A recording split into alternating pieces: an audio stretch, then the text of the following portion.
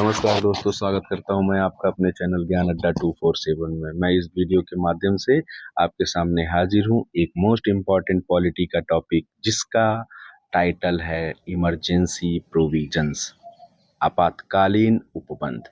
भारतीय संविधान के अंतर्गत 3 तरीके के आपातकालीन उपबंध की बात की गई है, जिसको पार्ट नंबर 18 में ऐड किया रखा गया है, जिसका आर्टिकल स्टार्ट होता है आर्टिकल 352 से 360 तक।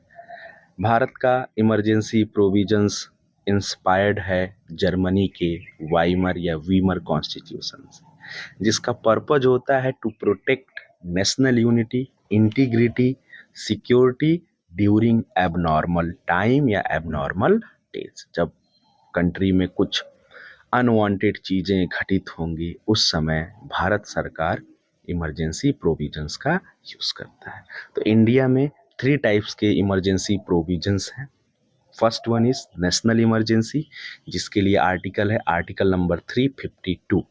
ये यूज़ किया जाता है, ट्रिगर किया जाता है during war, external aggression, armed rebellion. Armed rebellion word जो ऐड किया गया था नेशनल इमरजेंसी में, उसको 44th कॉन्स्टिट्यूशनल अमेंडमेंट 1978 के तहत ऐड किया गया था, और एक वर्ड निकाला भी गया था जिसका नाम है इंटरनल डिस्टर्बेंस।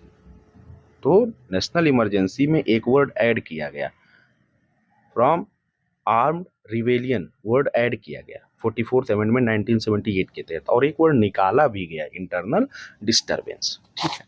दूसरी इमरजेंसी है प्रेसिडेंट्स रूल, जिसका आर्टिकल है article 356, failure of constitutional machineries in state. मतलब राज्य में जो गवर्नमेंट है, सरकार है, वो गिर जाए, अपना काम ना कर पाए, विद्रोह होने लगे, ऐसे समय में प्रेसिडेंट का रूल लगता है। इसको स्टेट इमरजेंसी के नाम से भी जानते हैं। तीसरी इमरजेंसी जिसका भारतीय संविधान में उल्लेख है, वो है फाइनेंशियल इमरजेंसी, जिसका आर्टिकल है आर्टिकल 360। आपकी जानकारी के लिए बता दूं, आज तक भारत में कभी भी फाइनेंशियल इमरजेंसी नहीं लगा है। चलिए एक एक करके सभी के बारे में कुछ इम्पॉर्टेंट टर्म हम जान लेते हैं। तो जैसे पहला इमरजेंसी है नेशनल इमरजेंसी। फर्स्ट इमरजेंसी जो है वो नेशनल इमरजेंसी है। नेशनल इमरजेंसी जो वैलिड होता है 6 मंथ तक होता है, उसके बाद उसको हम रिन्यू कर सकते हैं। Can be revoked any time by president. Parliament की जरूरत इसमें नहीं होती है, कभी भी रिवोक कर सकता है प्रेसिडेंट, और इसमें पार्लियामेंट के रजामंदी की जरूरत नहीं होती। इफेक्ट क्या क्या होता है? फंडामेंटल राइट सस्पेंड कर दिया जाता है एक्सेप्ट इन आर्म्ड रिवेलियन, आर्टिकल 19। अब जीने का अधिकार आपका नहीं छीना जा सकता है, आर्टिकल 21 नहीं बंद किया जाएगा। ये सारी चीजें होती हैं। अब जो हिस्टोरिक यूज हुआ है नेशनल इमरजेंसी का, वो हुआ था 1962 के चाइना वॉर में, 1971 के पाक वॉर में, 1975 के internal emergency during Shrimati Indira Gandhi के गवर्नमेंट के टाइम में। मोस्ट कंट्रोवर्शियल आज तक का इंसिडेंट रहा है, नेशनल इमरजेंसी लगाया गया था 1975 में। दूसरी इमरजेंसी है प्रेसिडेंट रूल या स्टेट इमरजेंसी जिसको बोलते हैं, आर्टिकल 356। गवर्नर के रिपोर्ट पर प्रेसिडेंट इसको स्टेट में इम्प्लीमेंट कर सकते हैं। मतलब स्टेट का जो कॉन्स्टिट्यूशनल मशीनरी है वो फेल्ड होने पर गवर्नमेंट रिपोर्ट करते हैं, तो प्रेसिडेंट इसको स्टेट में लागू करता है। नीड्स प्रोडिक्योर करने के लिए पार्लियामेंट का अप्रूवल विद इन 2 मंथ जरूरी होता है, 6 मंथ के लिए वैलिड होता है, और इसको एक्सटेंड करके 3 साल तक किया जा सकता है। ये सारी चीजें होती हैं। इफेक्ट में आता है ये, गवर्नर रिपोर्ट देते हैं प्रेसिडेंट को, और प्रेसिडेंट उसके बाद वहां पर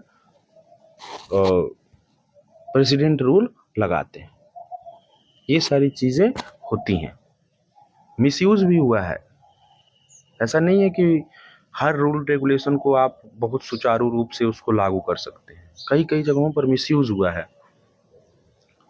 1970s से लेके 1980s के टाइम में प्रेसिडेंट रूल का बहुत मिसयूज हुआ है।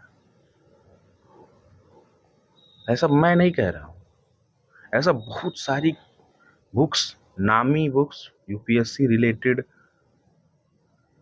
में लिखी गई हैं, और कुछ ऐसे न्यूज़ हैं जो प्रूफ करते हैं कि 1970s के टाइम से लेके 1980s के टाइम में प्रेसिडेंट रूल का बहुत मिसयूज हुआ है। एक केस आया था, बहुत चर्चित केस था, एसआर बोमानी केस, जो कि 1994 में आया था। इसमें इम्पोज्ड किया गया था imposed restriction on misuse of article 356। तो क्यों आया था ये केस? यही रीजन था ना आने का कि मिसयूज हो रहा है प्रेसिडेंट रूल का। तो ये इम्पोर्टेंट है, एसआर बोमानी केस जो है वो इम्पोर्टेंट है, रिस्ट्रिक्शन लगाया गया था। और लास्ट इमरजेंसी जो कि संविधान में उल्लेखित है वो है फाइनेंशियल इमरजेंसी, आर्टिकल 360। मतलब जब फाइनेंशियल स्टेबिलिटी या क्रेडिट ऑफ इंडिया खो देता है तब लगता है ये, अगर खो देता है तो लगे।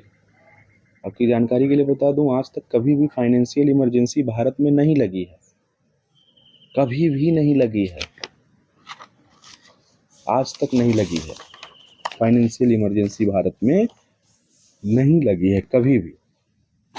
अब इसका इफेक्ट अगर फाइनेंशियल इमरजेंसी लगता है तो क्या क्या किया जाएगा, यहाँ से क्वेश्चन उठा के पूछ लेता है आपको कि अगर फाइनेंशियल इमरजेंसी होता है तो भारत इसके लिए क्या करेगा।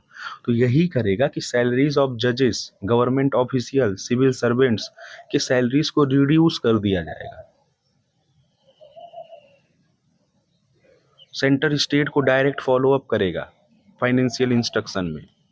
All money bill of state में रिक्वायर्स प्रेसिडेंट अप्रूवल। अगर स्टेट में कोई मनी बिल आता है तो अब उस पर प्रेसिडेंट का अप्रूवल चाहिए।